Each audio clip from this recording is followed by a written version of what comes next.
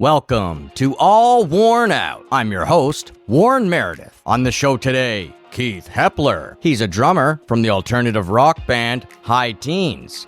They're from the Toronto music scene, and they have a brand new song coming out on February 3rd. Keith is from great bands like Secret Broadcast, Hot Lips, and Die Mannequin. Let's get into it now and learn all about HIGHTEENS with Keith Heppler. Hi, everybody. Welcome to All Worn Out. It's a podcast about music. It's a podcast about what you're passionate about, and it's a podcast about what our guest is passionate about. We are so lucky, excited, thrilled, over the moon, ready to go. We have the very on beat, in the pocket, very cool, rat-a-tat-tat kind of guy on the spot. He is the one and only Keith Heppler of the band HIGHTEENS. Hi, Keith. Hey, how's it going, man? Excellent. I'm here. This is the last show, All Worn Out episode before my Christmas break. And Nice. yeah, exactly. And when I return, it will be a brand new set.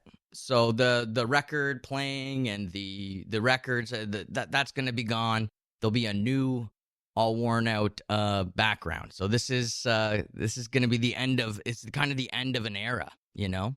Is that your actual background or like a green screen? Oh no, that's the real deal. Like that's my yeah. I should just do green screen, but you know, I don't know. I like the vibe. I like keep it real. Yeah, Keep it real. I like when people come here and then they're like they get a nice feel for it, you know, and they're not just sitting in front of a green screen, which I find I gotcha. might be difficult if you're not an actor, you know? Right, which I'm not. Yeah, I mean, I haven't done it in a long time.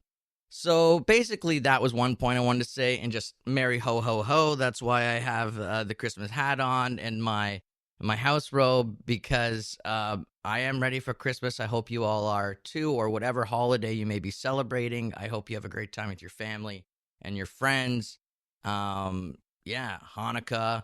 I don't know if Kwanzaa is a real thing or not. I've read a lot of fucked up shit about Kwanzaa, to be honest with you. So if you're a part of that religion, I don't know. I've been told that there really isn't anyone in that religion. But if there is, you know, full love to you. Full love to you. But I don't know, so much Love weird to everyone. Yeah, weird shit on the internet. But that can go for a lot of stuff. That can go for, you know, gingers. But most of what they say about gingers is true. Like, we don't have a soul, and yeah. Oh no. Yeah, it's okay. We do what we have to do. Sorry, go ahead. No, this is great. My cats decided to pop in and say hello. Oh, Set him down. what's your cat's name? That's Iggy. Iggy? That's Iggy, yeah. Do you have another cat named Pop? No, I have another cat named Lucifer. Oh. Hey, well, you know, I wasn't going to ask you about it, but, you know, now that you mention it, what I was doing my dive on your Facebook, I did some images, you know, maybe a little love for Baphomet or a little love for the Luciferian outlook on things. Well, you know. Yeah. It's rock and roll. Ah, I like it. Very cool. Uh, No Thanks, judgment. man. No judgment. Ah, And what I saw was you are a Waterloo boy. yeah, I grew up in Kitchener, Waterloo. I moved to Toronto about 12 years ago, 12 and a half, 13 years ago, maybe. But yeah, for the first big chunk of my life, that's where I lived. That's where I grew up, started playing in bands, and that's where it all sort of started for me. Cool. I remember I've only been to Kitchener one time, and I've been to London to play, but Kitchener was many years ago when I worked on Canadian Idol. So I only got to really experience the mall, and yeah, that was about it. Is there a lot going on there? Yeah, I mean, yes. When I was growing up, there was a really, really, really strong music scene. Like a really strong one. When I first started playing in bands, it was totally normal on a Friday or Saturday night to play in front of like 200, 300, 400 people at like a local community center.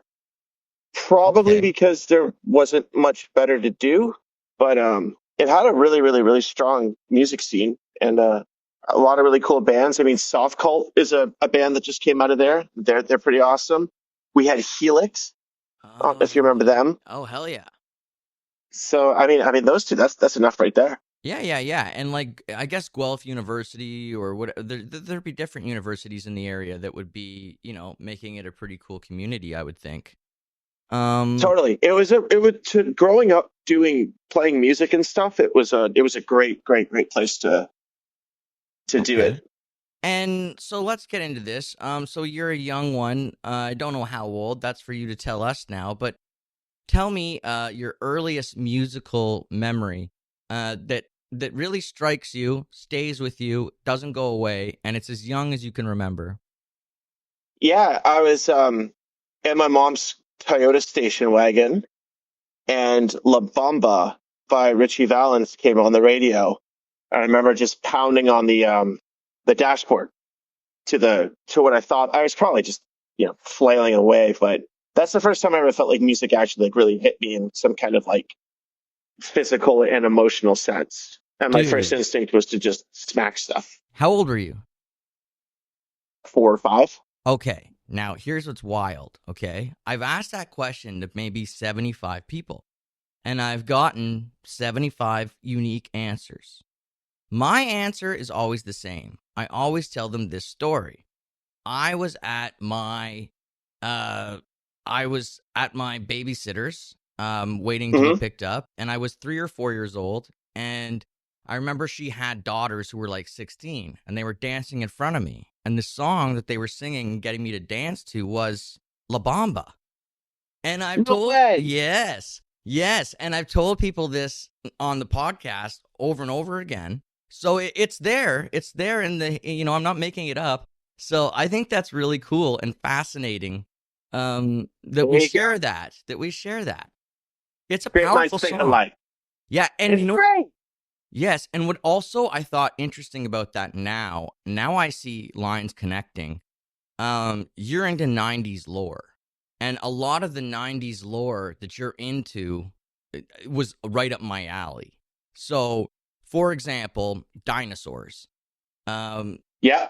Kids that don't know about that today, you should check it out because it doesn't have a happy ending.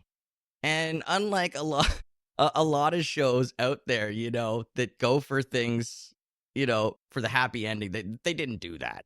Uh, Wait, are you talking about dinosaurs like the creatures or like that 90s sitcom thing? that 90s sitcom. Yeah. Yeah. Yeah, yeah. Yeah. It Like, doesn't have a happy ending. No, it no. doesn't. And it's very weird because I remember watching it as a kid and like tuning in for like TGIF or whatever night it was that we were watching these shows on. I remember it just being like, what the heck? But it was a great show. It was really cool. Then I saw Ninja Turtles, of course, transformative for myself. Um, That first Ninja Turtles movie is probably my favorite movie of all time. yeah, Hands yeah. down. All I right. rewatched it No a crap. contest. I rewatched it on VHS a lot. And You want to know how much I like it? I bought it like this year on DVD so I could just have it, watch it hell whenever yeah. I want. Hell yeah. I remember going to see Yeah, the it third was like one. $9. Nice. I remember seeing the No, third I'm one not in talking theater. about any of them except the first one. It's just the first one. The first one is epic. It is epic with Shredder and, the rebel teen and like, I won't talk to you, Dad. I hate you. I'm gonna go to this Yep. Foot Clan and fucking ninja the shit out of people. Because like even though you have a good job of taking care of me, like fuck that shit. And Yeah, yeah. man, you get it. I You get it. loved it. And then I saw Charlie Brown, which is old school, not 90s. Do people call you Charlie Brown or something? Pardon? Do people call you Charlie Brown? No, No, I no, just no. grew up with my dad had like all the comics and stuff growing up. And I don't know. I just always had a soft spot for Snoopy and Charlie Brown. Yeah. I find the wah, wah, wah, wah, wah, wah is the thing that comes up most in conversation with a lot of people. They want to They want to reference the adults talking in Charlie Brown. How it makes no I still sense. hear people talking like that in my head. Right? Yeah. And then I saw Simpsons, Kids in the Hall, both epic. Yeah. Oh, I love Kids in the Hall. Yes, I love all that stuff. Yeah, I grew up with the same stuff. Cheers to that. Cheers to the 90s and all those good times. So Cheers, man. then you started doing, when did you start drumming? When did you start picking up an instrument? I was about 10. I had an older cousin who played the drums. It was in bands, and I just thought they looked cool. I still do. And I kind of begged my parents for a drum set for, I don't know, like 3 years, and they caved. And I think they thought it was a phase that I might get out of. And I just never stopped. And I still just love to play the drums. I love playing music. Every time I see a drum set, I get excited. I just still think it's just the coolest shit ever. And you started doing the drumming when you were 10 years old? Yeah, I didn't take to it naturally. I was making a terrible racket for the first couple of years. And then I started playing in bands as quickly as I could, because my goal was I always wanted to make music and be part of something. And so I started playing in bands when I was about 14, and I just have never really stopped ever since then. Okay. Was that, I saw you were some stuff from 2014. I saw a 12 Canadian tour date with, Yep. what was it again? Who was it? Secret broadcast. So sort of the first thing I ever did professionally, I played in this band called Red Light Riot, which was based out of Toronto. I was still living in Waterloo, and that was the first time I ever got paid to be in a studio and paid to play live, and someone was booking our shows, and that was sort of my first foot in the door to doing it, sort of outside of a garage band level. Yeah. And then from Red Light Riot, I joined Secret Broadcast. And right after I joined, we got signed to E1 Music Canada. And so that was my first experience being on a label and that whole world. Yeah. What was that like in the beginning?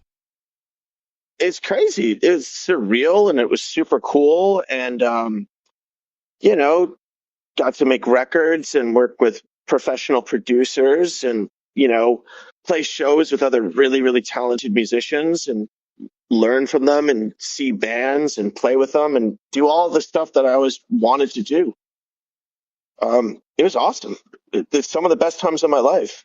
I mean, you must be quite. I really enjoy your drumming from everything that I listened Thanks, to. man. Yeah, I thought you were quite skilled, tight. I liked what you were doing, and honestly, drumming can be sloppy. It can be all. You can find all types of levels, but to find a drummer who gets signed and then they have a good time with bands and they get trusted. I think that's a thing. Like, you really have to get trust in the industry as a drummer. Don't probably, I would think. I think so. I always just took the approach. I just always wanted to sort of do the best I could and, be prepared and show up on time. Um, you know, and I don't take myself too seriously, probably a lot less seriously as I've gotten older, but I definitely take what I do pretty seriously. I'd really like to at least just try to do the best I can. Um, my cat's just bothering me. So He's a hello. cutie. Hello, kitty. Yeah, You're a cutie. he's great. That's Um. why I'm so fidgety down here. Okay. Well, let me ask you about when did you meet JC Sandoval? Because he was in Secret Broadcast too, right? Yeah. I met JC. I was in Secret Broadcast. We were about to leave to go to Seattle to make our first full length, but my second record with them, and we needed a second guitar player. And it's so long ago. I'm not even sure how he got into the mix, but he came down for an audition, and it was a no brainer. Like right away, we're like, yeah, this is the guy. And that started a long professional and personal relationship I've had with JC. Awesome. Awesome. And again, so that was after that you guys moved on to another band. I would think, right? You went from there to Die Mannequin? Yeah, so Die Mannequin was on the same label as Secret Broadcast, and I was a huge fan. Um, I mean, I didn't know how close Kara and I were in age, but when I was in high school, I loved Do or to Die. I loved Bad Medicine. I loved the band and watched them on MTV Live, and I thought they were the greatest thing. And I Secret Broadcast opened for them a couple times, and Care and I just started talking, and we had the same manager for a minute, and I heard the manager talking that she was switching stuff up, and I sort of asked if I could put my name in the hat, and she had said, "Sir, Karen already asked about me." So it wasn't even really like a formal audition. We just met up one night, and she was 3 hours late, and her and I just jammed, just the two of us in the old Secret Broadcast practice space, and then she pretty much offered me the job. And we were talking about guitar players, and she mentioned JC's name, and I was like, he would be perfect. And then he came on board, and we had Kevy from Fake Shark play bass, and I did that from the end of 2014 until the last show that Die Mannequin ever played. I did that, so that amount of time. Wow. And I'll bet you there was a lot that you learned, and I bet you grew huge amounts from during that whole experience, from Secret Broadcast to Die Mannequin, because you did a lot with Secret Broadcast, and then you did a lot, Totally. and then you did a lot with Die Mannequin. Like, it's no small feat for any band, in my opinion, to do a 12-date tour across Canada. I believe that takes a lot. It takes a lot of organization, commitment, you name it. So, Oh, it's the on that note, I did a tour when I joined, because I was still in both bands at the same time. I did a tour where Secret Broadcast opened for Die Mannequin every night. So I would open with Secret Broadcast, and then like change my shirt, and drink a bunch of water, and then go play the show with Die Mannequin right after. Which was wow. which was wild. That's a lot of work. That's a lot Yeah, of work, man. I agreed to doing it without even really thinking it through. And I remember after the first show, I was like, oh my God, what did I sign up for? But it was great. I got through it, and it was a ton of fun. And I don't know, man. Like I said, I just like playing the drums. So any chance to do it as much as possible is fine with me. Yeah, man. That's like, going into the hyperbolic chamber and like leveling up, having some weights put on your legs so that those muscles get built when you do your kicks. That's hardcore. I love it. It's rock and Yeah, roll. it was Uh, great. It was, Hell yeah. JC's memories of Care Failure were all very very loving, and you sound like you're the same. It sounds like she was yeah, a great person and very talented, a special kind of talent. incredibly, incredibly talented. She's remembered a lot for her songwriting, which is 100% accurate. Um, Man, she was a good guitar player. Yeah. She was a really good guitar player, and I don't think people give her enough credit in that respect. But my experience with Care through the entire tenure of the band was awesome. She was lovely to me, very supportive of the bands I was in outside of her band, and I have nothing but love and great memories with Kara. Beautiful. Beautiful. And yeah, again, same age, very similar age to me, and so yeah, it all links up. And now you were also in Hot Lips. I want to talk about that a hot Y- minute. How is Yeah, how was Hot Lips for you? That looks like it was a lot of greatness. That was great. Yeah. At one point, I was playing in Hot Lips, Die Mannequin, and Secret Broadcast all at the same time.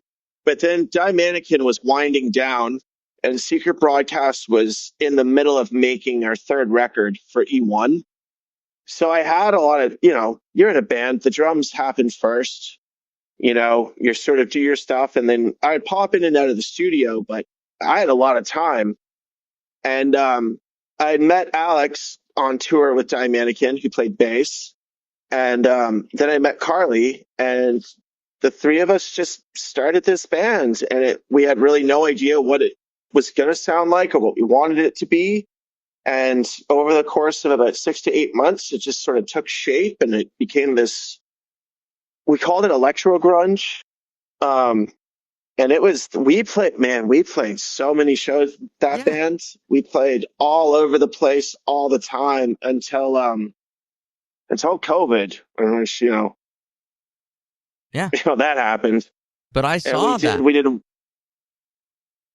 You saw the tours? All the shows that you guys were doing, as I was looking back through your Facebook or through the band's Facebook or whatever, I could just see that you guys did, like you said, shows all the time, all kinds of places. Yeah, we played all over Canada and the States, and it was a bummer because things were starting to we signed to an American booking agent on March 1st of 2020.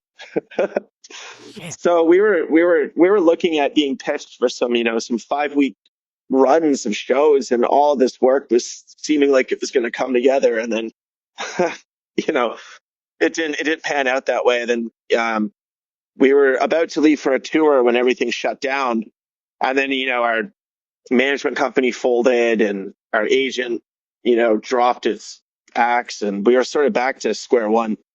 Yeah, yeah. It's brutal, but that's the way it is. Yeah, we lost funding for a tour in the UK, and it would just like cause like cascading badness to come down the hill with it. I Just know it's what it is. it's like a momentum swing in a hockey game, I think, or in a sporting event. Like all of a sudden you get scored on, and bam, then you get scored on again, bam, and it's how do we get back from that? Like how do we come back? One of Um, the few things I've learned from playing in so many bands is one thing you can never get back is momentum. So if you're starting to get a little bit of attention, a little bit, I mean, like a little bit of a buzz, and something interrupts that, you're screwed, unfortunately. And but everyone was in the same position that we were in, so there's no use in like feeling sorry for myself. And when that ended, Alex and I carried on, and we started HIGHTEENS, which is the band I'm playing in right now. okay, awesome. High Teens, I like the name, very cool. I like the Are sound. you? Yeah, I like it. That's good, because a lot of people give me shit for that name, and Why? I came up with that. Why They are just they? think it's stupid. They just think it's stupid. First of all, I just challenge them. Like, what band name are they thinking about that's like blowing their mind? Like, Well, what I would like, like to say, try thinking of a good band name, and then yes, see if it's taken. yes. Yes, That's what they're I all tell. taken. Yes, Google it. Google it. No. I totally agree with you, 100%. And I don't know. I think it's open to interpretation. And because your band, High Teens, to me, has a distinct 90s vibe sound to it. Because it does sound alt rock to me, but I'm hearing it like it's old school alt rock, and which to me is a good thing. So I think Thanks. you can interpret it like you guys are back in your high teens. I don't know. You could interpret it in many ways. The actual story of the name isn't that great, but I used to work with a guy, and every spring he would say he wants high teens, which meant he wants like the temperature to be in the high teens. But every time he said it, I just thought it sounded like he was saying he wanted stoned teenagers. Okay. But I don't know. There's something about how he said it, and like the way it sounded. And then I wrote it down, and it kind of looked cool written. And I sort of just kept it in the back of my mind as a band name or a song title or something. Yeah. And when Zach, Alex, and I got together, we originally wanted to call the band Newspeak from like 1984, but it was taken. So I was like, I have a slightly worse band name, and that's what we're stuck with. Yeah, yeah, it's super difficult, and sometimes I think like if people give you shit for your name, it's like it's almost a good thing. Uh, I like it. That's all I care about. I like yeah, it. So yeah, if I people agree. if people don't like it, it doesn't really bother me. Yeah, yeah, yeah. At least they're talking about it. That's my take on things. Is if people For don't sure. if people don't like it, if they don't like your music or whatever, at least they're talking about you, and that might get someone to like you. So you never know. Yeah, Um, a band name, once you hear it enough times, the actual literal meaning sort of disappears. It yep, just, becomes like almost like someone's name, right? yep. Let's talk about how this band has come to meet with the producer Kevin Dietz. Um, I hope I said his name right. I think you did. He's the producer of. He's worked with Glorious Sons, J.J. Wilde, The Trues, and High I Teens. don't know if he's produced them, but he's engineered them. For Nice. sure. He's engineered all those bands. Um, yeah, sorry, just 1 second. Um, yeah, he came when we started working with a guy named Ryan McCambridge, who produced the first High Teens songs. And then we got a grant to do a record, and Ryan couldn't commit to doing the entire thing, but he mixed it. And he recommended that we work with Kevin to engineer it and lay down the beds, the guitars, and the vocals. And he's the most likable fella I think I've ever worked with in this business. Interesting. Um, and that's not to. He's also incredibly talented. Obviously. So if Yeah, you yeah, put if yeah. you put those two things together, it's a really really lovely working relationship. Very cool. So who did you get the grant through, out of curiosity? We got a grant one time through Ontario Arts Council. This was Factor. So you guys got one from Factor. That's excellent. Because they can cover more, I think. Like they can even do more with things. Factor, I've come close a few times, but never got it. I haven't applied since I think they took away the grading system that they were doing. But yeah, interesting stuff. And did you have a grant, like someone help you write the grant, or did you guys just do it yourselves? We had help. Yeah, yeah, yeah. We We had had yeah. when we did get our grant, we had some help as well. We had to do a lot of work, but that's the same as like radio tracking. I found, like, yes, you have people working for you, but you as a band, you also have to do a lot of work too. I find. Oh, totally. No one's gonna care about your band as much as you do. You really have to take the reins. But in this particular instance, we were just very fortunate. It was a lot of just dumb luck, to be completely honest. But I like to think that we seized and rose to the opportunity. So That's what I would say too. The last week, the last 5 or 6 podcast episodes, it's actually kind of been a reoccurring theme. People saying the same thing you just said, which is, oh, it was just dumb luck. Like we had a gentleman on here, and his band Furnace Face ended up on the shelves beside Nirvana back in the '90s across the country because they were on the same distribution label. They were both under Cargo. yeah, And he I was mean, like, he's like, we just got lucky. He's like, we got in the right place at the right time, and then this crazy thing happened where we happened to be on the same distribution label. So I appreciate your humility, but like you said, you guys stood up and you grabbed an opportunity that presented itself. I like to think so, and it'd be really arrogant to believe that a lot of opportunities that fall on you and stuff aren't just luck. I Mm. mean, there's so many talented people who deserve this, more talented than myself, more talented but it's just I don't know, a lot maybe part of it is positioning yourself in a way for these opportunities to find you. But at the end of the day, a good chunk of it is luck. And, you should be really grateful whenever you get any kind of opportunity because in the back, or at least in the back of my head, I always think it could be the last one. So you might as well make the most of it while it's there.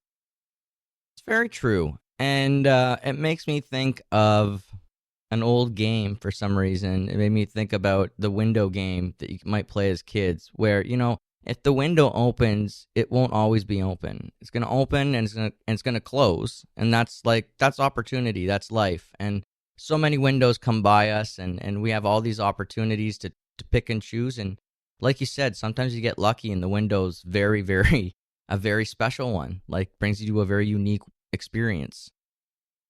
Yeah. And when when you are lucky enough to have an opportunity, just try your best and really, really put the work in. I mean, you're in a band, but I think, a lot of people might not understand just how much work goes into this.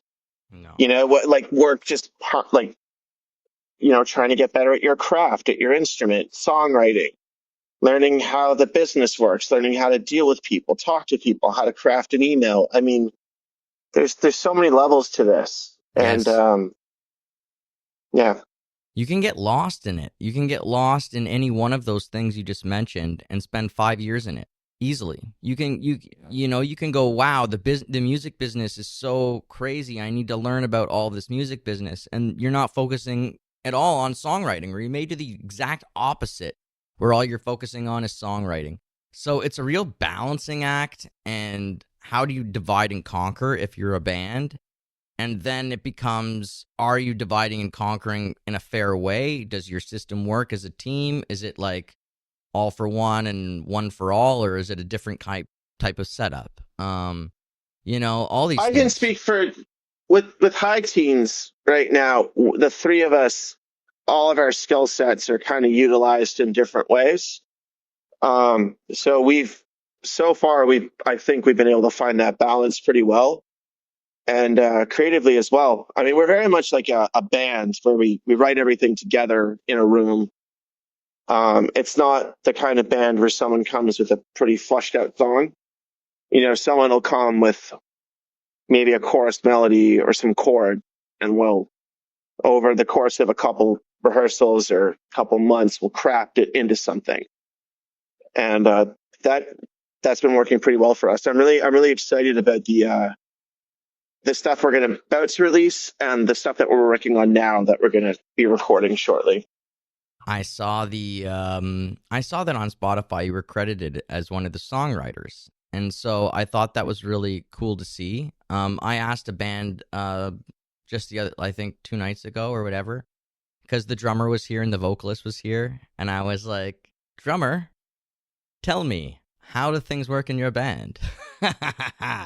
And thankfully, they told me good stuff. They told me, oh, yeah, we give him writing credit, this and that. And I'm like, okay, cool. We did the same thing in my band. We pretty much split it for the most part even, and then give a percentage as well to the producer. Yeah, so that's that. I thought it was cool to see that you as a drummer are getting a writing credit. Dang, yeah. Yeah. I've always been, whether people really want me to or not, a little bit involved in that part of being in a band. I think it's important. I think it's crucial for a drummer to protect themselves in this capacity. Now, not everyone is Neil Peart. Not everyone is, right? Not everyone are these guys who can step up and write all the lyrics and do all the drumming. But I believe personally that if the drummer is in the room during any of the writing process, even if they're just in the room, I believe they should be given a credit.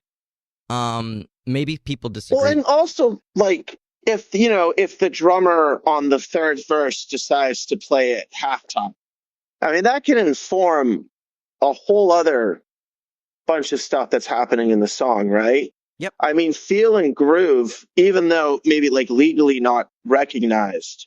But if you're saying, hey, we should half time this verse, double time this chorus, maybe this should be in a different time signature. The kind of stuff that really only drummers might not come up with, but think of first.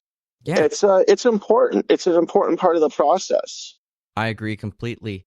And whenever you're in the studio, I know with my drummer, he has to tune his snare.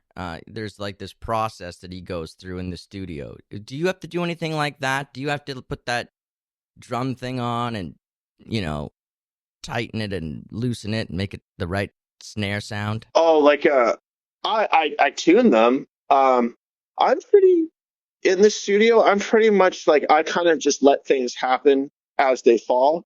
I'm not super particular about what drums I use, or anything. I kind of let it all sort of come down to the day. I mean, there's certain things I like more than others, but I've found that, especially being a drummer, you can't be too particular. I mean, most of the time you're not even playing your own gear, Right. so you have to learn to adapt. And from playing so many shows and doing so many tours, I didn't become precious about any of that.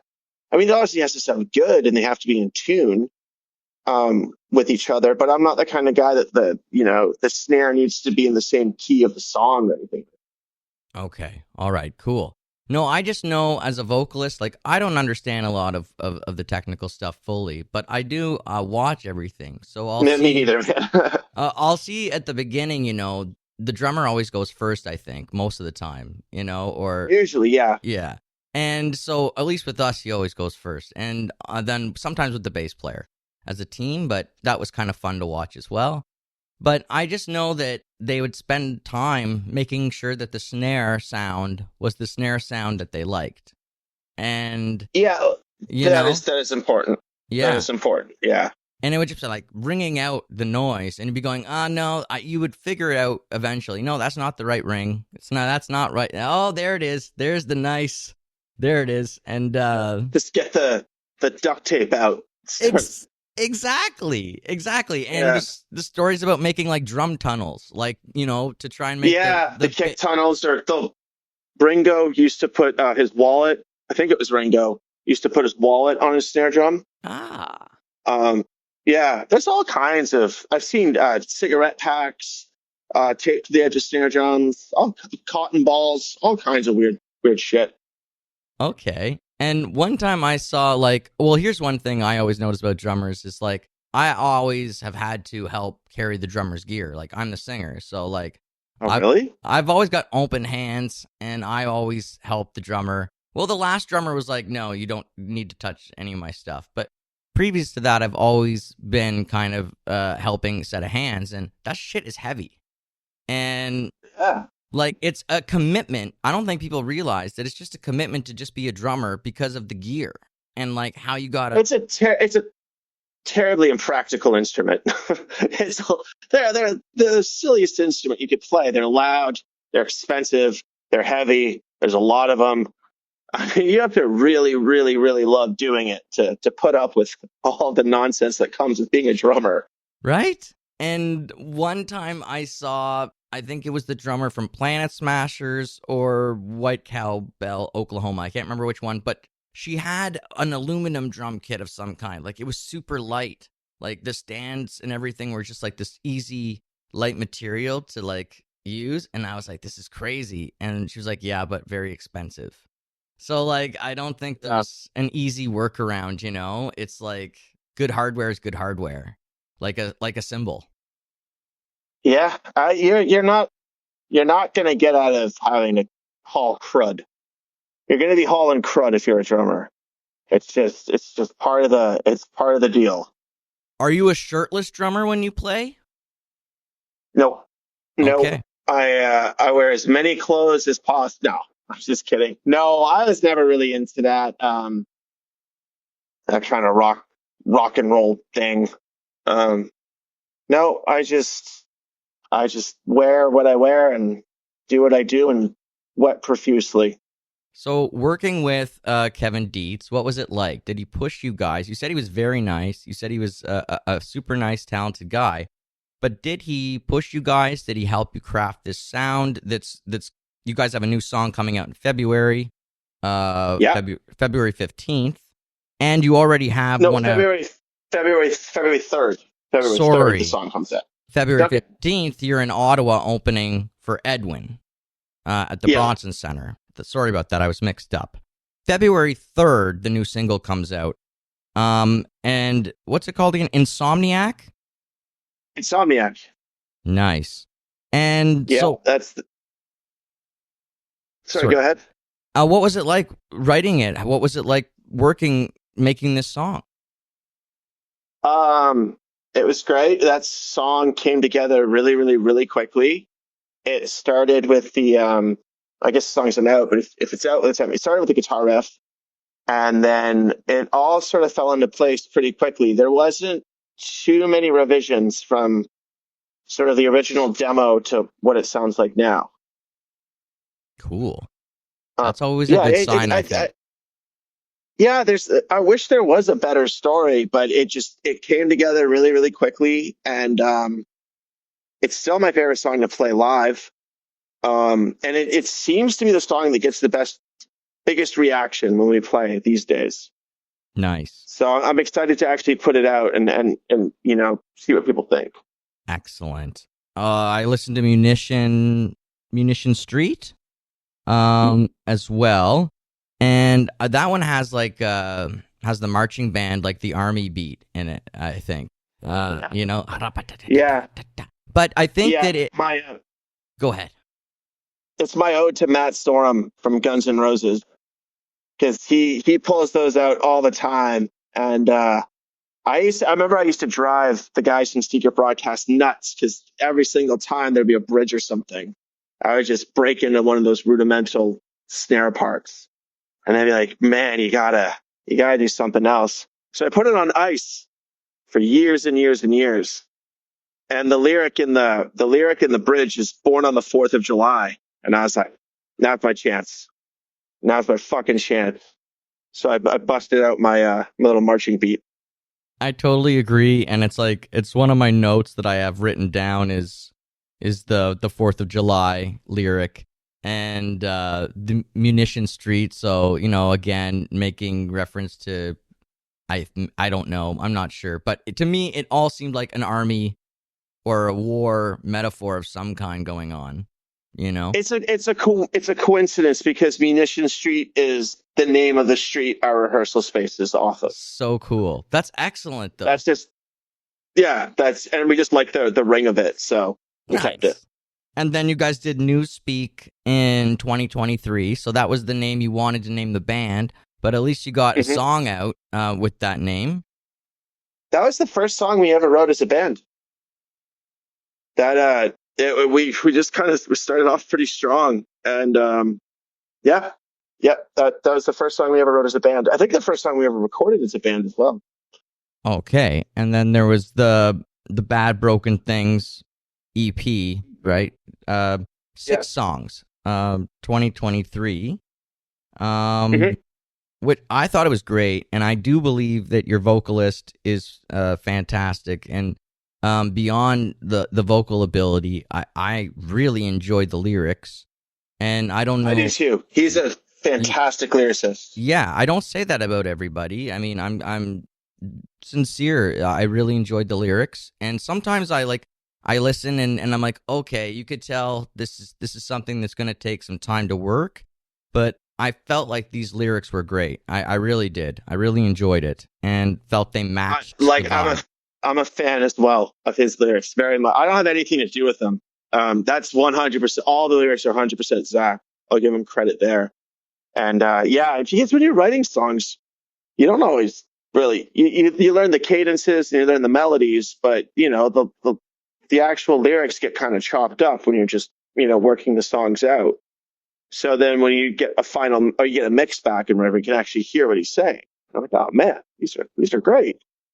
It's true. Sometimes they just get that little piece and they're like, oh yeah, the melody there is good. Okay, that's going to work. But you don't really get to investigate it fully until you find that final, or that nice final demo mix at the very least, Yeah, exactly. So do you guys have big shows coming up in the new year in Toronto? Right. Like, we've got a couple of things confirmed. There's a lot of stuff up in the air. And you know how it goes. Like, you don't want to say anything because you don't want to jinx it. Of But course. the first show we're playing back is we're going to be in Tilsonburg Mm. on, oh God, January 11th, I think, with opening for Lost in Japan, Yeah. which is you know them? They're awesome. They're a really Yes. cool band from London. Um, it's so, and then we're just waiting on like some festival confirmations, and there's a lot of like things that are 95% there, but I just want that final, signature stamp on it before we announce it. But we're just going to be announcing them in little groups at a time. So we just announced the first show of 2025 actually earlier today. Very cool. And you guys are with Decum Records? Yeah. Yeah. Very That's Doug Elliott and Casey Marshall. Doug Elliott is the program director at 94.9 The Rock. And he did a lot of stuff for Secret Broadcast and Die Mannequin. So I had a good relationship with him. And then when I found out he was doing the management label thing, I just reached out to him, and they came into a rehearsal and saw us play, and they said, "We'd love to represent you." And we said, "Sure." brilliant. And what a fantastic radio station, by the way. Just on a complete side note, like I tell all the bands, make sure you're sending your stuff to 94.9. Like they Yeah, are one of they're the best, you know? Generation Next. They're one of the only sort of you know bigger market radio stations that I know of around here that will still play, feature an unsigned indie band, Yeah. Yeah. And which fantastic people working there like Doug Elliott, or it was Lee Eckley, or it was or Brian Moncars. Like we're I talking know I know Brian Moncars very well. I've done a bunch of records with them over the years. right? Like Yeah. just fantastic people working there with tons of experience in music. So like at least getting their opinion at the very least on your music can be a great help. It can be really beneficial. And yeah, so that's amazing. I'm so happy to hear that I didn't know he did that. That's very cool that you're on that label with them. Sweet. Yeah, he's got it's the Lazies. He has more artists, but in terms of the rock bands that I'm aware of, he's got the Lazies. He's got Learhaven from Oshawa, which are a really cool kind of like classic rock band, and us. And Yeah. he's got some like pop acts and some country acts, but I'm only really familiar with like kind of the rock roster. Yeah. Well, that's pretty awesome. That's awesome. And the Lazies, of course. I've opened for the Lazies 3 times here in Ottawa, and a fantastic band, great energy. I always love Maddie. Maddie's a sweetheart. Out of those dudes. Yeah, I just met them for the first time. We did a show together in August, and I was aware of them, but I never actually met them. And they were first of all, they're awesome. Yeah. They're just put on a killer show, and they live up to their reputation, man. They're a good time. They are a good time. Yes, that's exactly it. Lots of energy, fun Lots of stuff. energy. So that's awesome that's all happening. You've played in some fantastic venues over the years. In Toronto specifically, I think like you played at Cherry Cola's. Oh, yeah. And that was a fantastic place. I loved Cherry Cola's. Again, I'm all about atmosphere and vibe, and Cherry Cola's was all about atmosphere and vibe. Best wallpaper in Toronto. That's right. Yeah. Then, Yeah. sorry, go ahead. No, I've been fortunate. I've gotten to play most of the rooms in Toronto, or at least the sort of the ones that people talk about. Yeah, Yeah, I love playing here. I love every room's it's great for its own reason. yeah, yeah. I agree. The first 3 venues that my band played in Toronto, none of them exist anymore. But that was Oh no. that was just the first, right? We were a new band from Ottawa Gatineau, me and 4 French guys, and coming into the city, like just the first 3 shows we booked here, they weren't at mainstays. Now, Oh yeah. Well, you have you know, yeah, you have no idea when you're new to a city, right? No. Like it's just trial and error. Yeah, and we didn't have the rep yet either. So I mean, later as we got a little more rep and a little more success, then of course you're going for the Horseshoe and El Macombo and all these great places, right? Like there's so many. The Rivoli, or I saw you guys did Junction Underground. Where's that? It's in the Junction, underground. It's a Oh, cool venue. Yeah, it's in a neighborhood called the Junction. It's like an underground. I think it's like a 200 cap room. oh, Um, yeah, it's pretty nice. Hot Lips used to do a lot of shows there. Um, I'm a big fan. I really like playing the Rivoli. I like the Velvet Underground, and yeah. we've been playing a lot at the Axis Club, which used to be called the Mod Club. Okay. And I think that's probably my favorite room to play because it's not I think it's like an 800 900 cap room, so it's not huge, but it's bigger than like a smaller club. It's kind of a weird like mid-size Yeah. club, It's which not quite a theater, but also a little bit bigger than like the Horseshoe. yes. It's a And sweet I think venue. that's got to be my favorite place to play. Awesome. And I saw that you played with like the Space Between. So they're from Ottawa. They're friends of mine. That's my cousin. Marin? Marin's my cousin. What? Yeah. That's so cool. Marin's been on the show Yeah, too. man. Marin's been on. No way. Yeah, she's been on All Worn Out as well. And she's amazing. Everyone loves She's Marin. incredible. Yeah. Yeah. What's not to love? Yeah. Marin is my first cousin's daughter. Oh, sweet. Awesome. So I don't know what that makes. I just call her my cousin. Yeah, But, I think it makes her your second cousin. I don't know. But I would consider that person my first cousin anyways. So yeah, that's really awesome. She's super, super talented. Yeah, Yes. That's crazy. Yeah. And then also I saw you did a show with Rockin' Engine. They're good dudes, friends of mine as well. Steve's been on the podcast. The Buzzard's been on the podcast as well. So that was another cool link I saw. And then getting into the songs a bit more. Let's see if I had any cool notes here. No, see, written here it says born on the 4th of July. So I totally picked that out with the army beat drum. And what else did I like? I don't hate me now like I hate myself. Don't let me down like I did I'm not sure. I think last week. I'm not sure about the last word. I think it's week. And I think it is too. I thought that was a powerful couple lines, couple verses. Seducer, little faster tempo. I found in some of the other songs, little bit, a little bit, and I really liked that. I thought Seducer was great, very good. Maybe less fun for the writer because it is like that guy, that relationship thing, tempting another, all that type of stuff. But it's a great song. I thought it was really good. Thank you. Yeah, I think it's probably our most streamed song, if I remember correctly. Yep. I still like playing that one live a lot. I really like it's kind of a more punky vibe on the drums, at least. Yeah, the kind of lies that open your mind. I thought that was a great line. And then he finishes it with everybody shut up.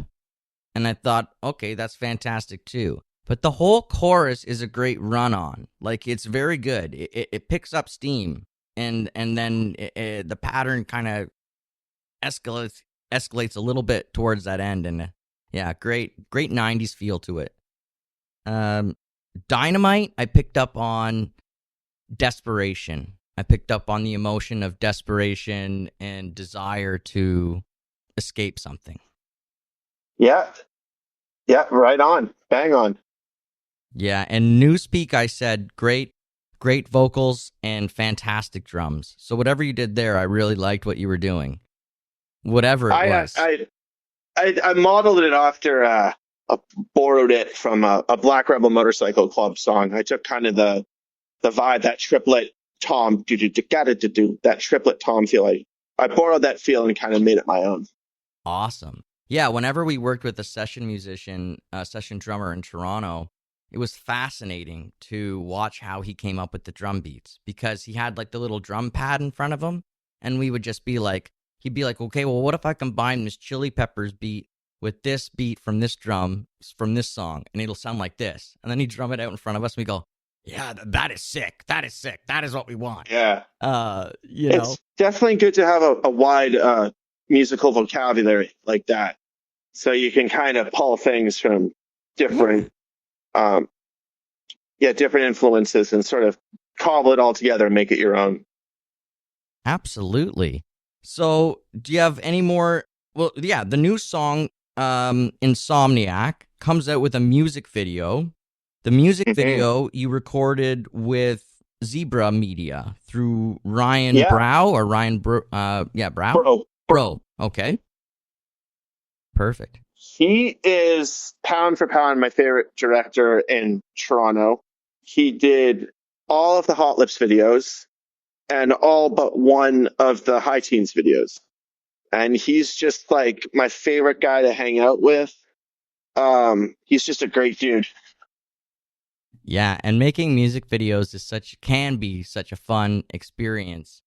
And like for ourselves, we love including we got into it with one director as well, like where we kept working with them, and you know, we started including our fans and bringing them into the music videos, and like a pirate ship, you know, with a bunch of pirates on it. And you know, it's been great. Music videos are so amazing to like connect with people. And so I may have seen a music video, maybe it's connected to Insomniac, and what I saw looked awesome, and it fit the vibe. Everything fits the vibe, and you guys looked very awesome in the video. So that's the most important part, right? That's all that matters, is how we look. You guys look great. And thank you. That means a lot. Thanks. Yeah, and like I do think you guys are commercially viable in a lot of ways. I think I see what Doug is seeing. Like, I don't, I'm not saying it in like a mean way or any type of bullshit. I just mean, I think you're sellable. You know what I mean? And it won't be too difficult. Like, I really do. I think the music is great. It's there. The lyrics are there. The vocals are there. The image is there. So I really look forward to seeing your trajectory forward and seeing how you guys do and progress. I'm excited for you guys. Thanks. That's really good, man. That's really nice to hear. Thank you so much. Yeah, I think I really do. I mean, obviously you know what to do. You've been doing it for a while and you've learned a lot of lessons. Too long. I know. Too long. It feels that way, I think, for us, right? It just, but at the same time, it's like you look back and it's like it's been so giving, right? It's given us so much, so many memories, so many great times. I can't, I don't know. I can't imagine not doing this. Yeah, man. Well, I just want to thanks for having me on, and giving me a chance to talk about the new single, and for giving me some of your time, give me a chance to talk drums and music. Hell yeah, man. And let me just ask you this. So what were the big musical bands in your life when you were, 13 to 18? Fugazi, Sparta, Jimmy Eat World, Black Rebel Motorcycle Club, Annual Notice for the Trail of Dead, and there's this band from England called Amusement Parks on Fire that I was really, really, really into. So a really big, like, lush post rock sound, and the Dandy Warhols. Those are like the big ones for me growing up. Very cool, very eclectic. Not a lot of those I wouldn't say are like the norms of what you might hear. Like what you hear on this show a lot of is you get a lot of Tool, depending on the episode. You get a lot of AC/DC and a lot of, the classic stuff you might think of. Nirvana. Everything you just said is awesome. I just looked a little outside of the box. I wanted to sort of find my own music when I was like discovering it, and I don't know. I just liked that stuff. It just spoke to me. I also kind of, I think, probably liked a little bit that it wasn't so popular that, you kind of had to go looking for these bands back then. Now you can find everything online, but it wasn't as easy to, go find a weird, import from England at your local record store. You know, So that's how you could get into all these bands, is you would go record hunting. it was no, it was the Wedge on Much Music. If you don't remember that show, it was the only show that would play like My Bloody Valentine or Sonic Youth or something. It was on at like 11 o'clock on a Friday or Saturday, and I just religiously watched that show. And because it was the best way to get exposed to like weird indie noise kind of music. Man, I bet you the people who worked on that show would just be so happy to know that, they were a big part in helping you formulate the music that you loved. Yeah, thanks to them. Yeah, that was I used to leave whatever I was doing early to go home and watch that. Yeah. When I first, I remember when I was maybe in grade 11, I got to stay at my teacher's house because she had to drive me into this drama festival every morning. And I was there at the house, and after school, her husband came home, and he was a science teacher. And I'll never forget it. He came in the door, he threw his shoes off, he throws everything away, he just went to the couch and threw himself on it, and up on goes MuchMusic. And then, he just laid there staring at it, I remember, for like the next 2 hours. Yeah, yeah. I used to just always have it on in the background, whatever I was doing, and just try to because it's the only chance you had. Like there was no YouTube, there was no Spotify, it was the only way that you could possibly discover new music. There, Going Coastal, that was another one. That was all Canadian bands. That's when I first heard it, like Thrush Hermit or the Inbreds or Propagandhi, stuff like that. Thrush Hermit, very, very cool. Of course, I think that's Joel Plaskett comes out of that, I think. Yeah, yeah. Yeah, very sweet. Oh, man. It's been great talking with you. I've had a lot of fun speaking this Same, evening man. with Keith Heppler of HIGHTEENS. You got to get out there and check out their new song on February 3rd. I'm sure you guys are going to have a pre-save soon, right? Oh yeah, we'll be annoying everyone with social media posts pretty shortly, trying to push that. I'll put links below for social media and for all that kind of stuff. So make sure you follow HIGHTEENS and get out there and give this song a listen, Insomniac, and listen to the other music from 2024 and 2023. It's excellent. And yes, I hope you have a great holiday season. I hope you enjoy yourself going forward, and best of luck with the band. Thank you so much, Keith. Thanks, Steve. Thanks, man. Have a good night. All right. Cheers. And thank you out there for watching. We'll see you all again next time on All Worn Out. Bye-bye, everybody.